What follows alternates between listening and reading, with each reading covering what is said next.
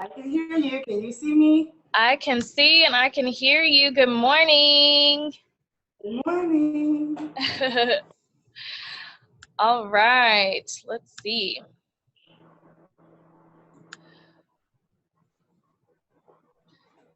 Well, we are recording and you look gorgeous this morning. Love the top. And hello to those of you who are joining us. I will take about one more minute here because we do want to be respectful of your time. You showed up, you're ready, we're ready. So, for else who's going to be tuning in, if they're a little late, hey, they missed out.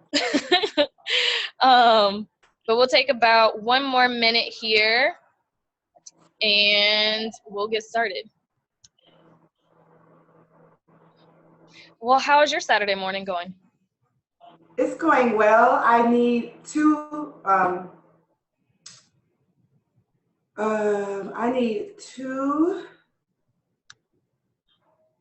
host rights.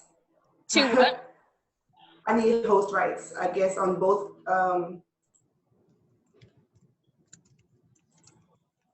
You need to go to what? Sorry.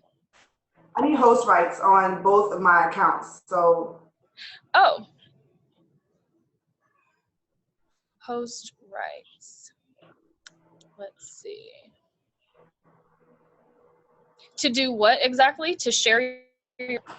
Well, I don't see where I can turn off my camera on my computer and all that. Can you see me twice on your end? No, I just see you once. But I see that you're also logged in. Let me see. Let's do this.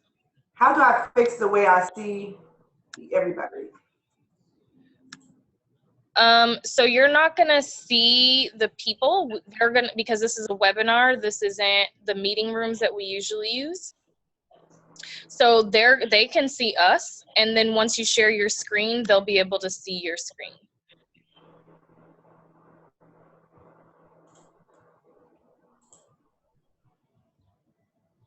Okay, so for the young lady who's coming in, I can, if you have her name, and if she's logged in, I can promote her to panelist, and then she'll be visible on the screen also.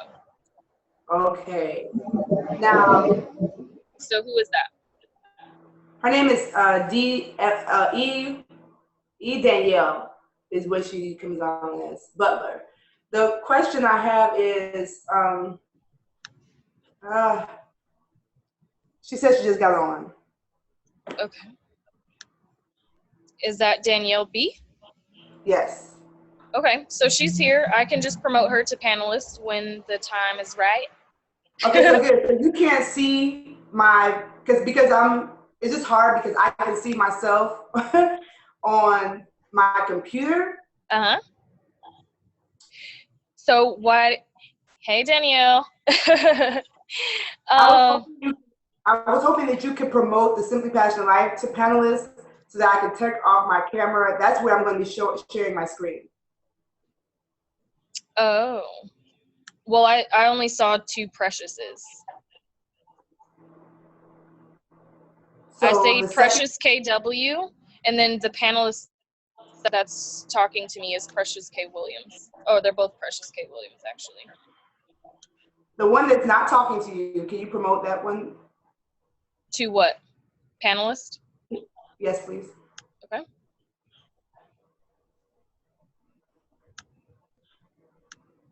I promise I'll fix it all up. Okay, stop video. So you want me to remove that one, right? No, don't do anything. Don't remove anything. Okay, cool.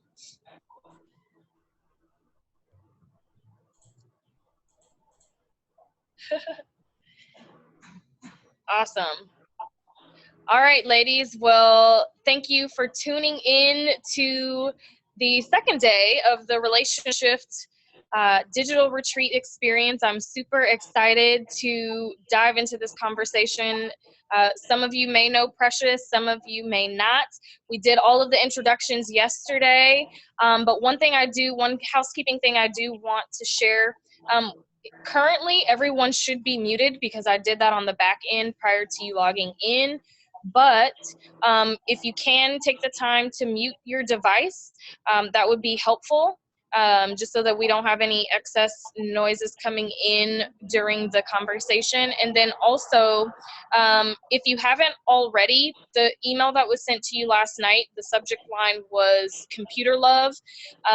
Go into that email, and if you click the link, the first link that's available, it will navigate you to our Facebook group, and it's Relationshift Club. If you don't have access to the link right now, you can just type in to Facebook's search bar Relationshift Club, and that will navigate you to the group, because we're going to be interacting in that group as well. So we would love for you to continue this conversation on that platform as well. So without further ado, I will let Precious take it away. Awesome. So I am so happy to be here. I'm grateful to be here. I'm excited for the opportunity. I was nervous like a preacher on Saturday evening.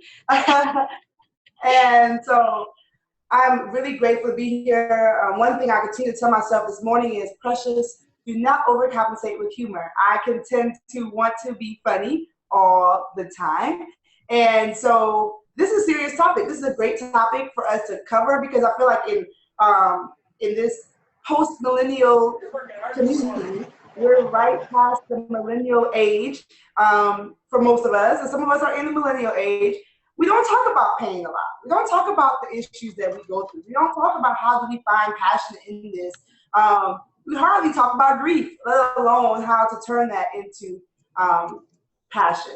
And if you think about some of the best nonprofits, some of the best inspirers of our day, a lot of them you will find have been motivated by pain they had in their life. You look at Oprah and all of the times that she was told no, and now she's decided she's going to own her own, brand, own her own. Who thought that she would be rejected to now she is like, revered, And so we're going to talk about how we turn our pain, whether it's a divorce, whether it's death, whether it's just disappointment that we've had in life, how we turn that into passion.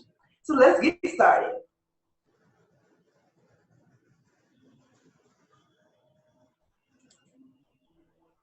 So why passion? What is it? What's so wonderful about passion? Why am I so obsessed with passion? A lot of times people talk about their purpose and talk about why am I on this earth or what am I here to do, but don't realize that everything you do in life can be done with passion.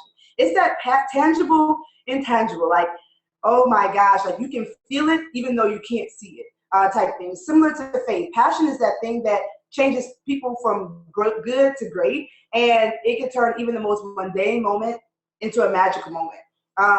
Why, a child can turn on a light for the first time or tie their shoes for the first time, and it's like the Pope just walked in the room. That mundane moment, because they're passionate, turns into magic. And so this is the same thing for moments of misery. Even though we have miserable moments and life is full of them, we can still turn those into magical things. Is it overnight? No. If somebody that you love dearly is lost at some point in your life, you're not going to get over it the next day, but you can find a way to turn that pain into passion. So we're going to talk about very tangible ways. If you don't know, I'm Simply Passionate. Life is my brand. I'm Precious KW, and we talk about simple ways to make life more passionate. And so we're going to go in and just be really, really intentional and really, really practical. I love some P's.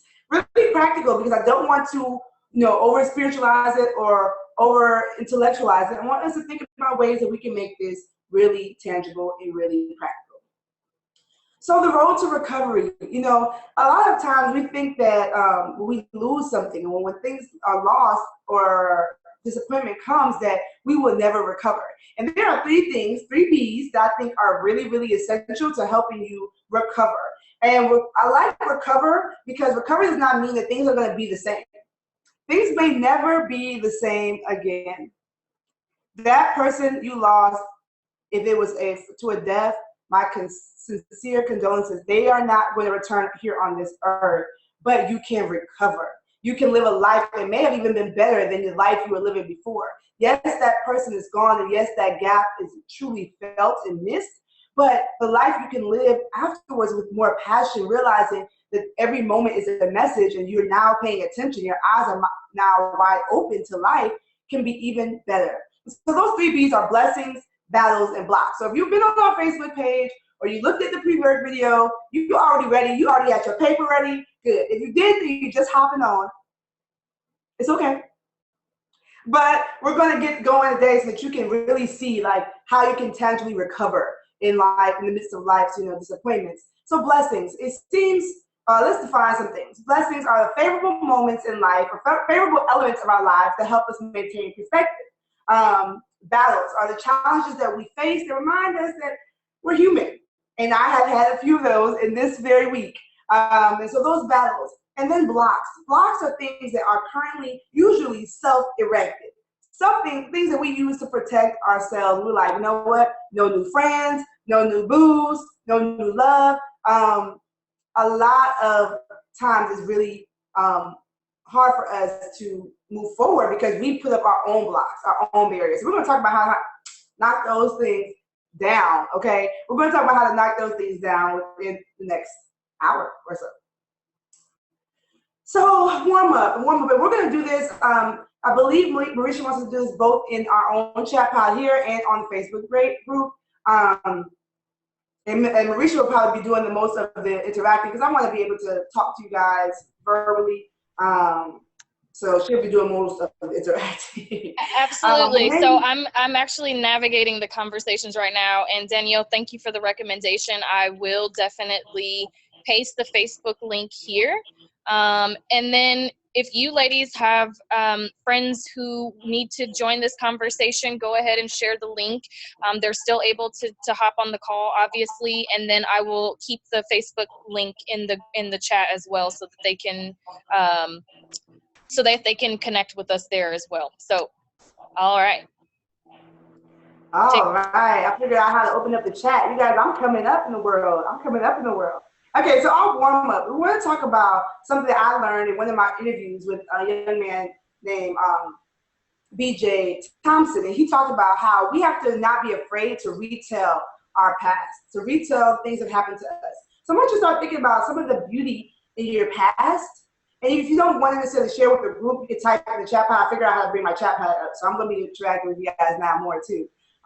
Think about some of the beauty that you had in your past that came out of brokenness. Times that you thought that you weren't going to make it. When we talked about the pre-work assignment, we talked very in depth about how to not only just find passion in the midst of pain, but how to look at the blessings that came that were unexpected out of battles you thought you weren't going to win. Times you thought you weren't going to succeed. So I'll give my own example just to start, and I'll type in the chat box too just to break the ice. When I was 26 years old, I owned a house in Atlanta. I loved that house. It was my first house. I was a Ghanaian American, and I had just made the American dream. And I was just so happy I had lived there for 3-4 years, and I'm excited. And it was time for me to get married. I was really excited. So I wanted to rent that house out, y'all. I wanted to rent that house out because why? Why lose that property? This is the American dream.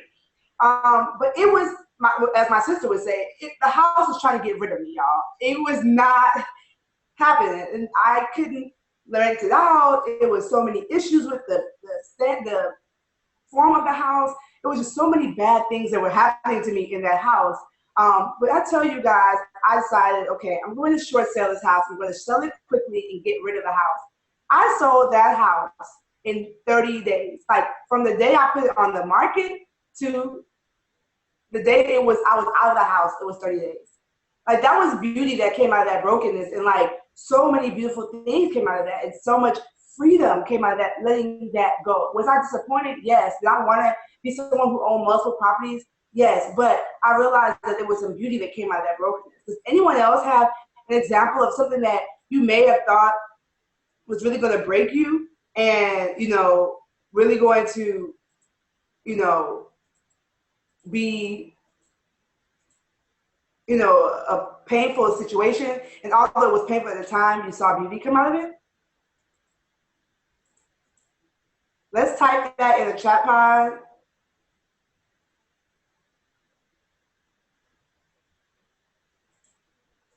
Anytime or any experience that you had where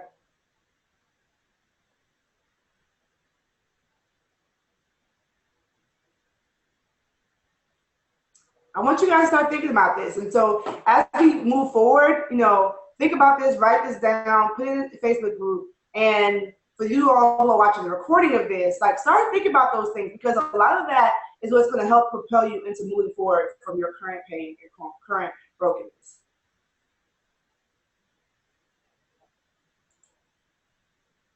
So how do we move ahead?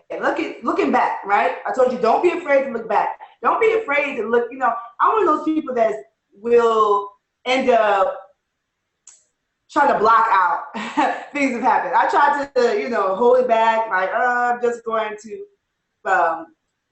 store that deep down within and do some real good mental blocks so I won't remember that pain. But we never want to be afraid to look back, because looking back really does give you the ammunition to move forward. So how do we move ahead? Like, Precious, this is over my head already. I don't know how to move ahead. Well, there are simple ways to move ahead. And some of them feel cliche, but these questions are something that I really want you guys to analyze and think about as you, start planning, making your plan. Make a plan. In order to find passion in the midst of pain, you have to make a plan. And I love alliteration, so that's why I did with the 3 B's. So on your paper, if you've already done this, we talk about your blessings. It almost feels cliche to say, count your blessings, like your old saints would say, it could always be worse, or you could be dead, you could not have clothes. Well, ma'am, I have clothes, and I'm not dead, and I'm still hurting, right? And that's the problem with a lot of us in our community. We want to fake it, we want to social media flex, and make it seem like I'm all right. You've gone through a divorce. I don't need anybody. Like, okay, maybe you don't need anyone, but you're still hurting, and that is okay. But at the same time, when we say count your blessings, what are the things that we can look at a situation and say, I'm still going to count my blessings?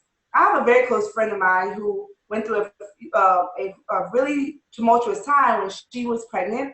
She went to the hospital as normal. Everything was normal. And when the baby was born, the baby was not breathing. Unfortunately, the baby did not make it. And it was a very tumultuous time. She ended up leaving her job for a while and getting out of her environment just to kind of step back and to count her blessings. She was able to focus on her spouse, the husband that she had prayed to God for, that was still here. Yes, her child was lost, but she was still able to count her blessings and move forward. And now she has 3, counted, 3, well, 2, counted, 2 beautiful sons and 1 on the way. Like, she was able to take that pain and turn it into passion. She began a blog for people who have lost children. She speaks of her lost child as a lost child and not just leaves it in the past and says, I won't speak of them anymore. No, she says she's had 4 pregnancies and 4 children so that she can help people turn that pain into passion. Instead of pitying herself or pitting herself against her husband, they decided to turn that situation into a passionate situation to help and bless other people. And that's what I want you all to think about. Most of the nonprofits, like I said, you know of, are successful because those people have been through some things, right? And they know what it feels like to lose someone, or to, be homeless, or to be adopted, or to be in foster care. They know what that feels like, and they want to help other people. What is your pain that can turn into your passion? You're wondering, what am I here on this earth to do? Like, what have you been through? That's the question. What have you been through? That might be part of your passion and part of the way you can turn that into a life's mission. As you see at the bottom, it says moving forward with a mission. A lot of times when you start moving from your blessings to your battles, you're able to see that, like, wow, even though I had some really tough times, I've also had some battles that I won. Oh my gosh, I won. And I didn't do it alone. I had some supernatural help. I had some community. I had some people in my back pocket, back corner, helping me get through that battle, and I won it. In every science, Exploring what has worked propels a researcher to future success. How is life the same? A lot of times we think of life as just go with the flow, follow your heart. But life sometimes can be exciting. Anyone think of a time where it's like things in life that you kind of have to take inventory of what you have in order to move forward, or where it's important to like know what works first before you try something new? Gives you guys opportunity to talk in the chat pod and talk on the group. Absolutely. Someone says it's every area of our life, romantically, and really I want to know, even romantically, let's start changing the vein to romance. So we talk about life issues or struggles and things like that, but let's move into romance. Like, how is it important to know, what has worked or what doesn't work in order to move forward? I actually, just so you know, I typed in the Facebook group. So if it's easier for you to navigate onto that page, definitely share your responses. I just shared a question. It was in regards to the blessings. So what are some of the romantic blessings that you've had in your life?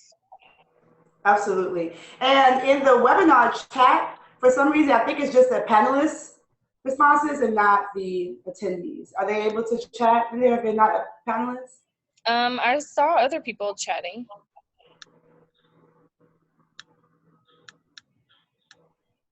Ladies, are you there? Can't see other participants in chat or the link. Not sure. So let's look at that. Because I see we have 14 participants right now. So some of them may not have access to the chat. We're going to keep moving. Yeah. So we talk about like.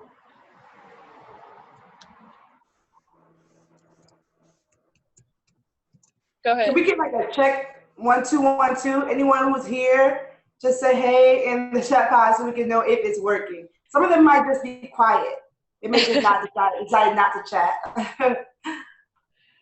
I see you ladies there, so definitely say hello and yeah, go ahead. I see some people in the relationship club group, so go ahead and chat with us there. Say hello if you. All right, Nicole, your child, your family, and friends. Nice. She is that. Those are some of her blessings. And Precious, I know you'll keep the show rolling. So go ahead. I'll navigate and be quiet from now. Okay, good. So this is Relationshift, right? So we're talking about all types of relationships, and all types of elements of our lives, So those blessings, like I said, that my friend was able to look at her spouse as her blessing, even in the midst of losing her, child. Someone may have lost a spouse, and whether to death or to divorce. And honestly, sometimes divorce does feel like death. Like that person you thought you knew, that person you thought you'd be with forever is no longer there. And I have a lot of people who think that that's only for 50-year-olds. No, I have friends that face that as 30-year-olds, as 25-year-olds, and it's still as painful, even if you haven't been with that person for 40 years. And so looking back as that and saying, okay, well, what are some blessings? The blessings of having met the person. They say it's better to love and lost than to never love at all. And so that's a battle that you may be in. It may be your first battle that you've ever faced. And that's kind of hard too. Sometimes we live a life that's so comfortable that when we do face something, we're like, Precious, I don't have anything to look back at. I've had a good life. I've never had a battle. Well, listen, welcome to the world. Welcome to the world we live in. It might be your first, but it will not be your last, okay? And so last thing that we're talking about when we're making a plan is thinking about our blocks. You guys, what makes moving forward so difficult? What makes it so difficult? Is it, fear of further hurt? Is it our, desire to harbor our emotions? What is it? Is it just the pain? Like I can't move past the pain of disappointment? Which one do y'all think it is? Because I feel like even especially with relationships, a lot of us, my vote would be fear of getting hurt. We don't want to do it again. Like, been there, done that. And so that's something that's important for us to think about. What are some of those things? What are the desires that we have in our heart to move forward, but what stops those and what blocks them? So let's keep that conversation going in the Facebook group.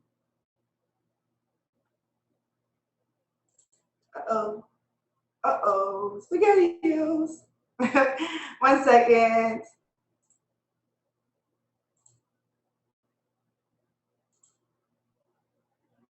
All right.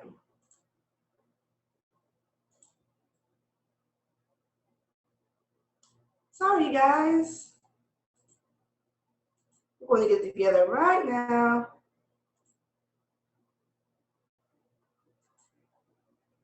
All right. better. Okay, so blessings. So when we go into the blessings,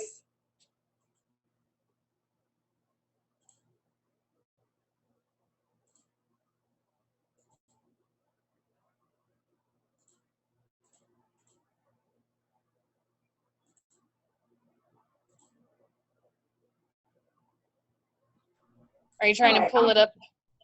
Yes, I'm a perfectionist. Sorry, you all. I want you to be able to see everything at the same time, but it's okay. The main key is writing your blessings down. Don't just think about them in your brain. Don't do that. Write them down. It's so important. Get a journal. I know that for me, sometimes I literally probably have like 10 journals upstairs, and I don't keep it going. But write these things down because it's so important in order to focus on your blessings and move forward with them in mind is to write them down. Pay it forward. Another thing that seems cliche, but it's so important. Yesterday, so I'm a parent, so that's a big relationship in my life, right? These two little beauties that I live with every day. And yesterday I went and I spoke in front of some young ladies that have some really rough times in their life, have been, incarcerated, have been on drugs, all of that. And when they talk about, I started drugs when I was 14, and I thought to myself, my daughter is 10, or I started drugs when I was 12. That was an opportunity. Like, I was there to serve them, but that puts some things in perspective for me. So if you're dealing with a lost relationship, if you're dealing with someone where a divorce, maybe going to a nursing home where there are women and men who are dealing with, with being a widow or widower will help put things in perspective. Like, yes, our situations are bad, but it can be worse. And it's not to minimize the pain you go through, but it is in order to help you see, like, there is light at the end of the tunnel. And so that's why I really encourage people to pay it forward. And that's a practical way to get out of the fear of where you've been. Especially like if you're dealing with like work. We're talking about being, the disappointment that comes when your dreams are deferred. That's a big one. Outside of divorce, outside of dating, is when dreams are deferred. When you're 40 and you feel like you're where you should have been at 20, and you're not where you want to be in your career. Putting things in perspective would be like going to a homeless shelter, going to the unemployment office and volunteering there and seeing that, like, you have a job. That's a blessing to count, because as old school as it sounds, it's so important. And then remind yourself of the previous goals you met. If you're dealing with, the loss of a relationship, you had a point where you were begging. I just want somebody. I just need somebody. And, that was something that you got answered. Now, moving forward, we're going to take some time to think about what are these desires that we want? What are the things we want to have come to pass in our lives, and how can we, not walk in fear, but to follow our heart and go in faith, knowing that, past pain does not predict what future prosperity is going to come. Just because you've had pain in your past does not mean your future is not right. So that's something that's for free, y'all. I don't even have that written down anywhere. Your past pain does not predict your future prosperity. So that's Precious KW. They didn't come from anybody else. Quote me. No. All right. So battles won. Just as it's impossible to ride in a car without gas or shoot a gun without bullets, you can't move forward in a battle without knowing your victories you've already won. Like, do not quit. Push yourself to the absolute limit, because it always seems impossible until it's done. And you're talking about somebody who, when you say whose quote is that, Someone like Nelson Mandela, who was separated from his family, his kids, and in jail for decades. Like, how much pain is there to find passion out of that, to say, I'm still going to fight for a country that did not love me, and people in the country that did not love me at a certain point. You know, of course, his kinsmen did love him, but there were people in that country who wanted him to rot in that jail. But he still fought for the peace and the prosperity of his country because his prior pain did not predict his future prosperity. What is going on in your life? Where do you feel like I am losing, Precious? I can't do this, or I'm so hurt. I've lost half of everything I own in this divorce. What am I going to do? Don't quit, because there's other battles to be won. You can take this situation and help someone else. Do not forget that. Do not forget that you are still in the fight. If you were not in the fight, then fine. But you're still in the fight, and there's still more fight to be had, okay? So don't give up. Don't, quit. Give it all you have. Give it your whole self. I have a quote on my vision board that says, I'm excited to give myself back to the world each day. Sometimes the world will take you and slam you like a rag doll. Sometimes that will happen. But the next morning, you have to wake up and say, I'm ready to give myself back to the world each day. And that's in life, love, leadership, leaving your legacy, whatever it is in your life, be willing to give yourself back to the world each day. All right, so now we're really moving forward now. So we've kind of, went from the past, present. Now, what is the future? What's holding us back? And I don't know about you all, but Maya Angelou speaks to my spirit. Like, she is my soul, and I don't know if it's because now she's deceased, but even when she was alive, like, her words seem to grab inside of my soul and take everything I want to communicate out. Love recognizes no barriers. It jumps hurdles, leaps fences, penetrates walls to arrive at its destination full of hope. Isn't that refreshing? Full of hope. It does that. And it's because God is love. It's because we can't walk in love and still walk in fear. Now, we will have fear, but you can always, always, always, conquer those fears by moving forward and by knocking down those blocks. It leaps, it jumps, it takes work. Basically, love is not just an adjective. It is a verb. It is, something that you have to work at. So let's talk about some of these blocks. Some of these blocks that are very, very common in our lives that can stop us from moving forward. A lot of times moving forward means forgiving. I know, y'all. Forgiving when you don't get that sorry. No, but I'm going to wait. I'm going to wait till they come around and say sorry. Well, you might be waiting forever, right? But forgiveness and unforgiveness is really like it's like a legion. It really takes over one part of your heart and moves into other parts. So let's talk about relationships. A lost relationship, whether you were engaged and it was broken off, or you were married and it was broken off. It can start with just being bitter towards that person, right? You're bitter towards that person and you're angry towards that person. You're going through the stages of grief. You're angry, you're in denial, you're hurt. But then it starts to leak into other areas of your life. Now you not only don't have faith in women anymore because your ex-wife cheated on you. Now you don't have faith in people as friends because you can't trust anybody. No one's there for you. Then you start to not trust the people at work because you think everyone's out to get you. And now this unforgiveness is really growing, really mold. You ever seen mold stay on one piece of bread? It doesn't stay on one piece of bread. It goes across the entire loaf and makes the good bread nasty. And so I said I try not to be funny or try not to be humorous, but I just think about it in life that, there are a lot of blocks that come and you're too good. You're too good to let these blocks overtake you. And so impatience, loneliness, distraction, sometimes we self-distract. So remember, blocks are things that we put up, are self-erected things. Sometimes we intentionally distract ourselves so that we won't have to think about the pain that we have. We distract ourselves with work, with exercise. I love exercise. So I would never say characterize exercise as a bad thing. But sometimes we, go above and beyond to distract ourselves from dealing with things, and all we're doing is letting that mold fester and grow because we're not addressing it. Throw out that one piece of bad bread, you guys. Do not leave that piece of bread in the container for everything else to go bad. Really get to the root of what's going on. Denial, fear, unforgiveness.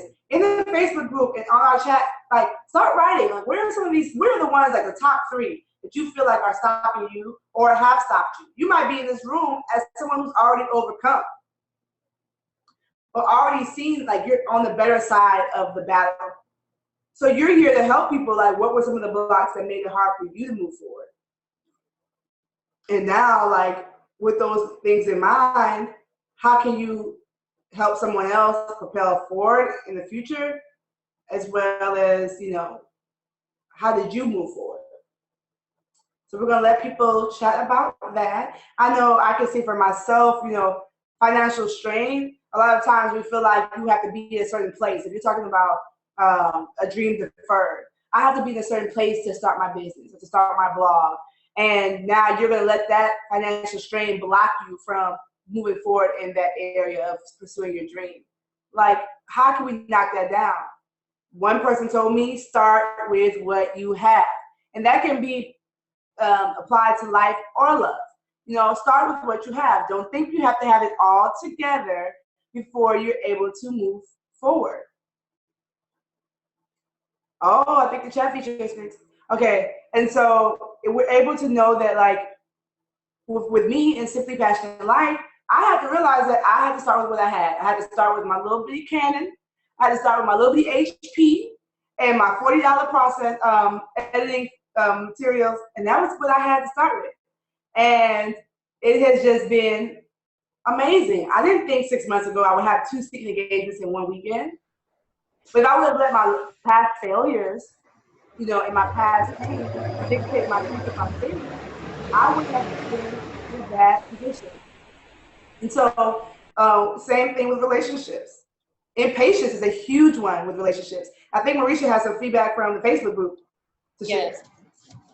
Yeah. So, let's see. You're talking about battles and things that you've overcome. And Nicole shared completing college after getting pregnant and being told that she wouldn't be able to finish, and being open enough to love again after being hurt. Very good. Thanks for sharing, Nicole. Awesome. So just important to look at these blocks. These are some that I came up with. Add some more to the Facebook group. Continue to start the conversation, keep the conversation going. I definitely think one of the biggest ones on here is apathy. A lot of us are apathetic. A lot of us feel like, whatever, that's it. Life is over. I'm just going to basically breathe, eat, and sleep until I move on. But that's not, life is too short to not to live that way. Enjoying the moment and really moving forward is so important. And so that apathy is what we're going to talk about now. We have a wonderful young lady that we have on the group that is going to give us, I'm going to ask her some questions about her. So she's going to first tell us her past, and it's only going to be about 10 minutes of our time. She's going to tell us some of her past experiences. And she told me last night through Facebook, and I was like, whoo, this is some deep stuff. So I'm looking forward to hearing from her about what she's gone through in her past. And I'm going to ask her what blessings that she used, how she kept her 3 B's in mind moving forward. She's an author, a mother, a wife, and she has gone through a lot of pain. And this pain that she's gone through may not be your pain, but it can be applied to your pain. Okay, so make sure you keep an open mind. And this quote I love is a modification of another quote. But pain is temporary, victory is permanent. Mm-hmm. Once you get that victory, can't nobody take it away from you. But pain will come and it will go. All right, so putting a plan in action, a story of perseverance. E.J. Butler has been through a series of disappointments that could have left her in despair. And she sat in despair sometimes, but she didn't stay there. Let's hear about how she turned pain into passion in order to overcome the death of loved ones, unfulfilled dreams, and depression. So we're going to welcome her to the panelist video side. I need to get some music going for these transitions. When I edit this up for our video, for our recording, it's going to have all kinds of transitions and beautiful things in it.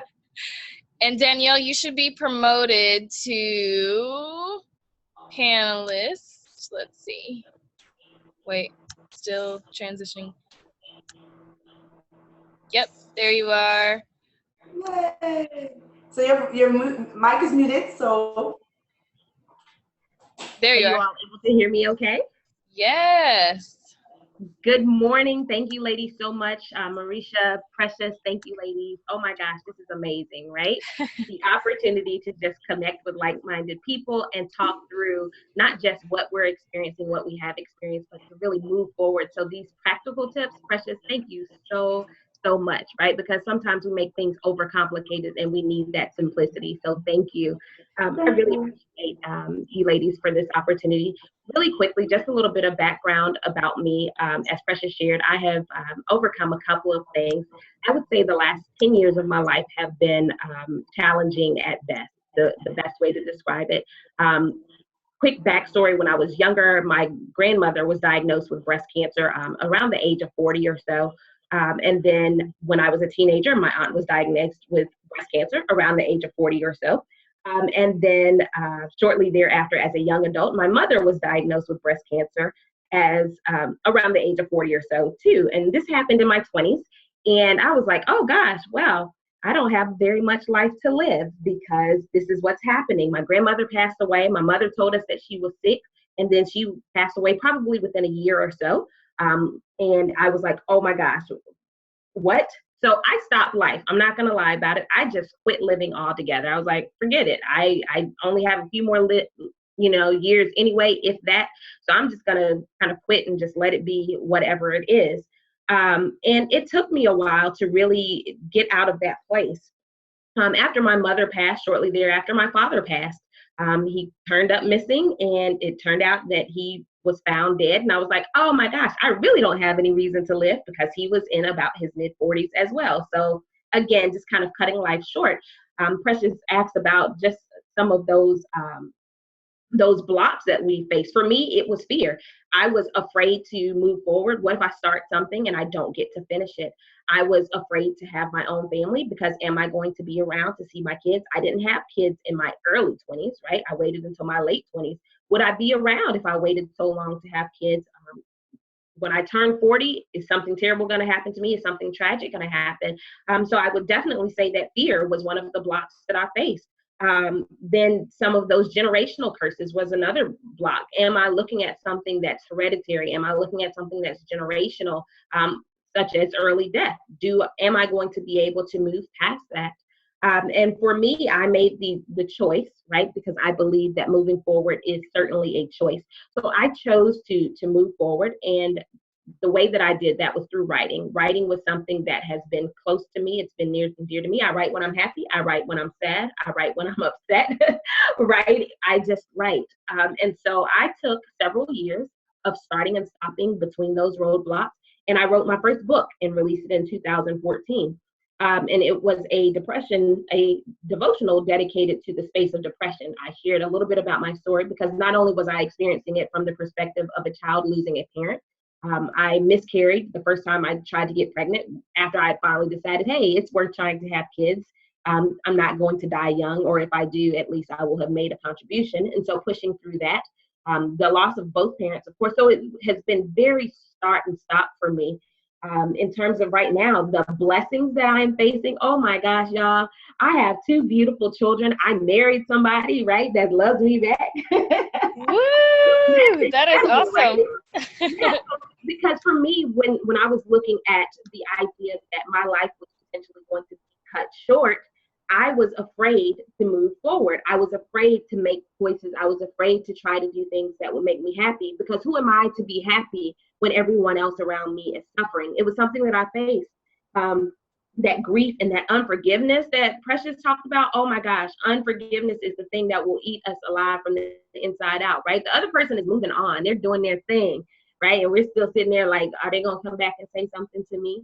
Are they going to come back and fix this? And they've gone on, and meanwhile, I'm stagnant. And so I've, again, made the conscious choice, the decision to move in a life of forgiveness, to operate in forgiveness in every area.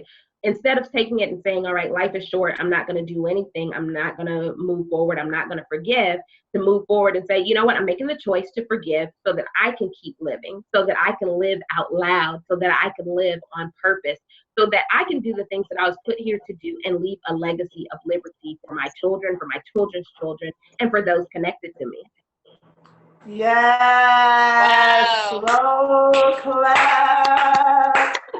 Yes. That is powerful.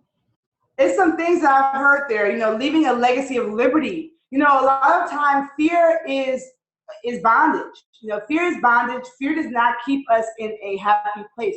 Fear keeps us in a place of pain. And living a legacy of liberty is now showing your children what you were able to overcome. And they can have your story. So now they can know how they will overcome. We don't think about that. And a lot of times we have a legacy of already that we've seen of people who have been downtrodden, who have, you know, they've been divorced and they never found love again. They never tried to find love again because they were, you know, divorced and, you know, in despair.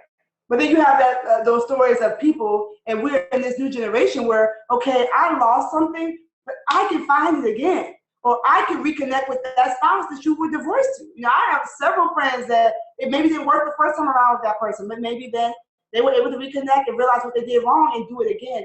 There's always a way to move forward. So what I want to talk to you about and kind of expound on is what you said was so important, so key, was that you have to make a choice, a commitment to move forward. Because we talked about making a plan. And you can't, a plan don't make itself.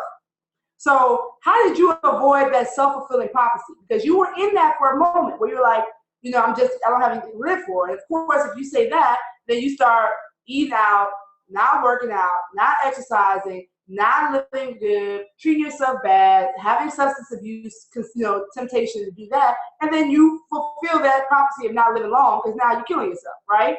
And so how did you move into a place where you no longer live with that self-fulfilling prophecy? And then after that, we're going to go into a little bit about how that passion really came out with this authorship. But let's start first just in your personal life. How did you move past that self-fulfilling prophecy? So the first thing was I had a village of people that wouldn't let me go down, right? I wanted to fail, I think. And there were people around me that just said, you know what? No, absolutely not, right? We're going to give you a chance to grieve. We're going to give you a chance to do your thing, to feel your feelings. My mentor says, feel the feeling and choose the behavior, right? And so I had a circle of people around me that said, nope, we're not going to let you go down like this, right? And so the idea for me was, number one, to have strong people around me, stronger people around me when I was weak. And to recognize that I was weak, to admit, hey, you know what? I am floundering through life right now. I am just kind of coasting, not necessarily doing anything else, and being transparent and honest with those people that are close to me and saying, look, if you see me failing, call me on the carpet once we get to that point, right? Or to trust them enough to know me well enough to say, no, girl, listen, you've been in this house for however many days. When's the last time you ate? Just checking in on you, that sort of thing. So I wholeheartedly believe in the idea of having a village. We talk about a village to help raise our children, but I don't consider myself an adult, right? Adulting is hard. So I need a village for myself. So it really was my village. And then catching a glimpse of myself in the mirror sometimes, I could see that there was still a glimmer of hope in my eyes. I love this, you guys. I feel like it's so key. You know, there's still a glimmer of hope in your eyes. Sometimes people just stop. I've heard this before when I deal with people coping with like self-esteem issues when it comes to health and wellness, and they're like they haven't taken a picture in how many years, they don't look in the mirror anymore. I think that's key. That's key. That's right up there with counting your blessings. Look at yourself. Just take a look. You know, you think I'm unlovable. You think I'm not worthy. You think, okay, I had this big old wedding. I put on this big old white dress. I had all these people come look at me, and now I'm divorced. Like, what? You know, I can't move forward from that. Or I had that baby shower. I had the gender reveal. I had the baby, and now the baby has special needs. Or the baby is no longer here. Or I told everybody on Facebook I was pregnant, but now I've had a miscarriage. It's so much loss, and we're all facing different losses. And that's why, like, when Marisha and I came together to do this, we primarily focused on relationships, dating, divorce, and like the deferment of dreams. But then I realized that, like, this applies to almost every area of life and how you can move forward. So just love the fact that you use your village, you trusted them to help you. You let those people help you. Don't think you can do it on your own, and don't be afraid to get the help of those people around you. And then lastly, I just love the fact that you're just talking about, like, that glimmer of hope. Just remember, there is hope. You have hope. There is a new day to be lived because you're still here. So now we're talking about turning your pain into passion, or finding passion into pain. And so you found authorship. I love the fact that you took the thing you were dealing with, depression, and then wrote a depression devotional. Like, how nifty. That is like what we're getting at here. Like, you may have been divorced. So does that mean that you're going to just keep it quiet and act like it's a scarlet letter? No. Find other people who are dealing with that and help them if you found your way out of it, or walk together so you guys can help each other, so you can in turn help other people. So tell us about that. Like, tell us how you kind of really, once you got the healing done, how you moved into finding some passion out of that. So for me, as I mentioned, writing was something that I've always done. I've written through every phase of my life, whether it's good, bad, ugly, indifferent. I was chuckling earlier because you use the mold analogy, and that is the exact analogy that I use in my book. It's called Mood Swing, 21 Days to Peace, Joy, and Freedom of Mind.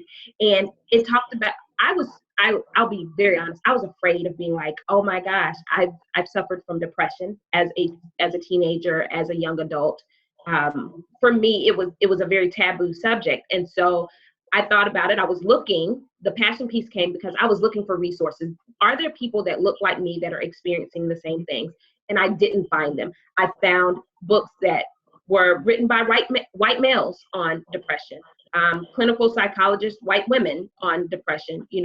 I found that there were older white women that had suffered from depression earlier in their lives, and then they were writing from that space. Okay, that's great, but what about somebody that looks like me, that sounds like me? You touched on the millennial. I'm right on that cusp of being a millennial. Where are the millennials that are talking about this? Because it's real. The letdown is real.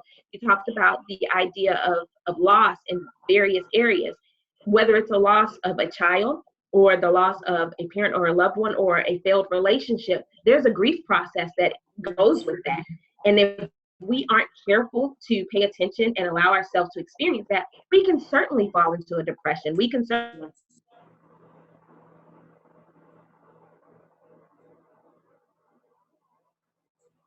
Yes, and I totally think. Are you frozen? I think she's frozen. She'll come back in a second. But like you said, it's about finding that. In one of our most recent videos, we talked about start from what you need. And a lot of times we don't realize that the pain that you're facing is something that's going to give you motivation to help others. Like, that might be your passion. Like, if you've been looking for something to really jump on the bandwagon for, don't just walk in the Susan G. Komen race for cancer because you feel like it's, nifty. Like, start your own 5K for depression if that's something that you face. Or start your own, organization for whatever you feel like your, battle has been, because now you can use that as something that is beautiful, is a blessing to other people's lives. Like, I'm so happy that Danielle was able to speak about her story, about her book, about how she was able to move out of the area of fear and out of the despair that she was in, and now realize, like, there's a need for this. There's a need for this. Someone is in need of your story. And I know, like I said, old church saints used to say, your test is going to turn into your testimony. But it can turn, it can also turn into your demise if you stay in that pain. So you guys, we really want to respect everyone's time, and we know that some people might have questions and may have some things they want to talk about in the chat pod or in the Facebook group. But we really want to thank Danielle. This is in the flesh. I will give her a nice little baggie of, of something from the speaker to her for being on the panel. But I'll have to just send her a Starbucks gift card and email or something. Do it digital. I'm just so happy with the opportunity to meet with you guys and talk about these really, really important things that we face, and really grasping the idea that our pain is temporary, but our victory is permanent. Whatever you have in your life that is painful, always acknowledge your blessings that also are in your life. Look back at other things you've won, and then one block at a time, knock those jokers down so that you can move forward. Yes, and I like these questions. So what I want you to do actually is when your session is over, we are going to have a break between your session and then my workshop, which I'll talk about here just briefly. I want you to actually type those in the Facebook group so we can keep the conversation going there between now and the next session. So I'll let you finish, and then once you're done, I'll wrap up this particular section of the call, and we'll go on our break. Awesome. Okay, so I will do that. I love social media. I'm on social media all day, every day. So what we'll do is I will definitely put these questions in the group, and I will make sure that I'm trying to figure out where my little picture went. But yeah, I'll put the pictures in these questions in the group. The main thing I want you guys to do is stay connected with me. You guys are simply the best. And one thing that Danielle said that really touched me was that thanks for keeping it simple. And the people I spoke to last night said, thanks for keeping it simple, giving me simple tips. So I feel like God has given me a special gift to keep it simple. Now, I am long-winded, but I always want to keep my advice and my tips simple and applicable. You know, guys, because it's so important that we don't get so heady that we won't find success in the future. So I just am so happy to continue this conversation with you guys. I'm so happy for Relationshift for having me, and I look forward to working with you all many times in the future. And just stay connected. I'm Simply Passion Life on Instagram, Facebook, and YouTube. So come and keep the conversation going. I have a lot of conversations, a lot of videos on similar topics like this on my channel. So, woo! Thank you so much. Precious, first and foremost, I just want to say, this has been an interesting journey of growth, both personally and professionally for both of us. And your time commitment to this really, truly does mean a lot to me. So I know that you have your own thing going on, of course, work and mommy life too. So you have so many more things going on than I do. But for you to take the time out, see the vision, what, I wanted this platform to be, not just this particular digital experience, but also relationships in general. Thank you for seeing the vision. Thank you for sharing your insights with the group and just being a partner in this journey of growth personally and professionally. So that is first and foremost. And then I think Danielle did get back on the line. So I do want to say thank you to you as well. Oh my gosh, your story is powerful. And I always really, truly believe that we're connected. And as a result, if you don't show up and live your purpose, then you could potentially be preventing other people from living theirs. And so the fact that you are doing what you're doing, whether it's, writing books, speaking, or whatever else you have going on in your space, I actually didn't know you. And so thank you, Precious, also for inviting her to this call. And thank you for stepping up, to also seeing this vision and contributing to this conversation. Oh, I see your screen, and it kind of weirded me out there. I was like, wait, I'm not doing anything. I forgot you had control of the screen. But Danielle, thank you for sharing and your transparency and for the work that you're doing. You know, depression is real. And oftentimes in communities of color, it's not a conversation that's had, you know, and so for seeing that void and filling it, you're definitely amazing, and your work is truly inspiring. I'm interested in the book, so can you actually type in not only the chat here, I want you to actually share if you have an image of the cover, and so that we can see that in the Facebook group. That would be super helpful, because I heard you say it, but I didn't see it written anywhere, so I would like to have a way to follow up with that and share that in the future, and to our group as well. So definitely share in the Facebook group. Again, the Facebook group is Relationshift Club. You can just go to Facebook, type that in the bar. I didn't have control of the screen, so I wasn't able to navigate for some reason to copy the link into the chat, so I apologize for that. But literally, if you just type Relationshift Club, and I'll spell that out for you here in the chat.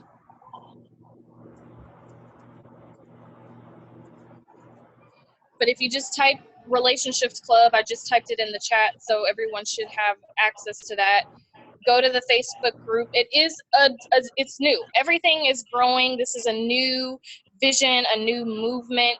And as Precious mentioned momentarily, this, you know, was about helping people to rethink what's possible for them in love and life. A lot of the tips that not only Precious shared, but also what I will be sharing, not only on this platform, but in all other ways that I will be, you know, putting out my webinars, my ebooks, and all of the other things that are going on with Relationshift Club.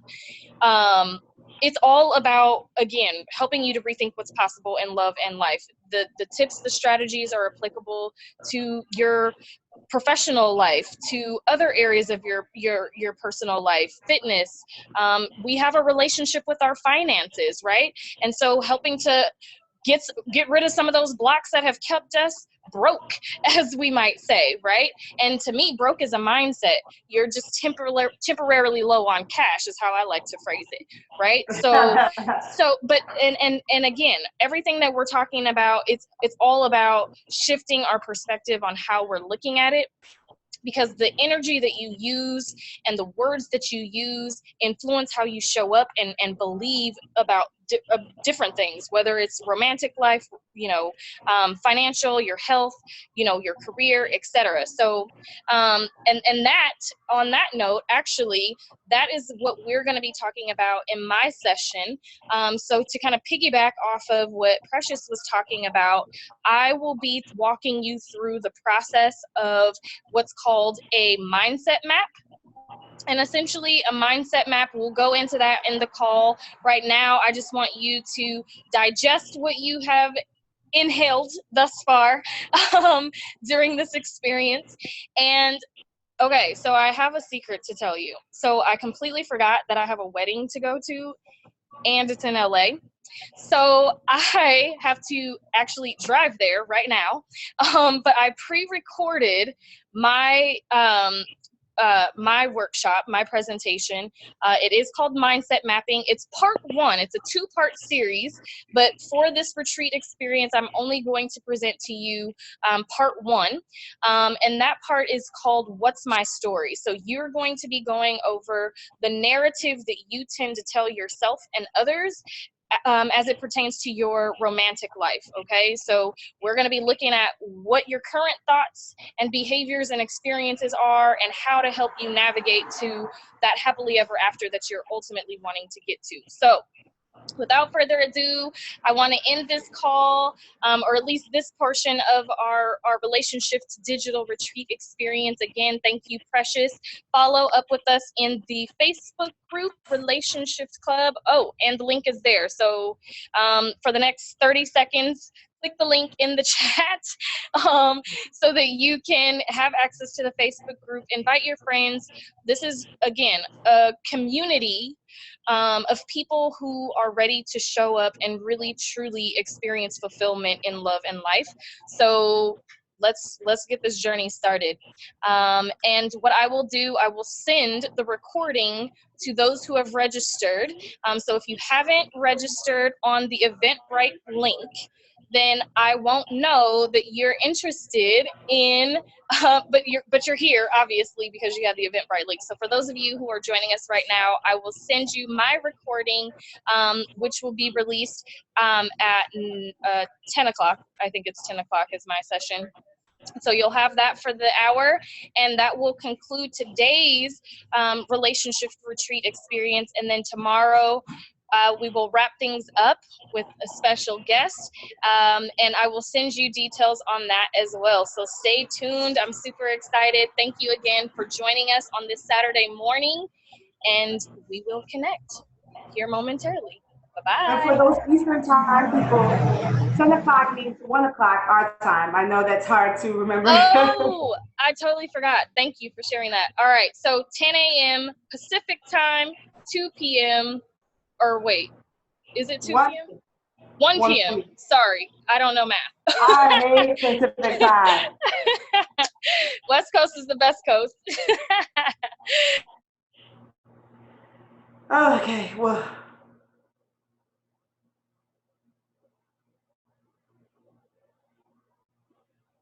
Bye, everybody. More to come. Bye.